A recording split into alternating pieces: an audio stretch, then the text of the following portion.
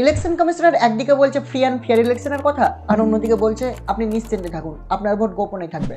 তো আমি যদি কাউকে নাই বলতে পারি আমি কাকে ভোট দিলাম, তাহলে এই ক্ষেত্রে ফ্রি অ্যান্ড ফেয়ার ইলেকশন কোথা থেকে আসছে?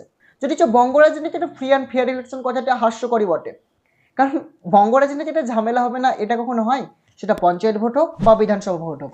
আমার কাছে দুটো রিপোর্ট আছে যেখানে আপনি দেখুন সিপিএম কর্মী খুন, তৃণমূল কর্মী খুন, কিংবা ভোট আপনি কংগ্রেসকে দিয়েছেন এই কারণে আপনি খুন হয়েছেন।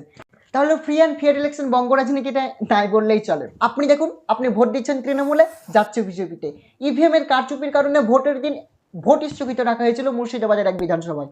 আমরা ভোট দিয়ে আসার পর আমরা কাউকে বলতে পারি না যে আমরা কাকে ভোট দিয়ে এলাম। যদি সেটা শাসক দলের না হয় তাহলে শাসক দল হয়তো আক্রমণ করবে আমাদের, যেটা বাম আমলে প্রচণ্ড ছিল। তৃণমূল আমলে না হয় এটা বলাও ভুল।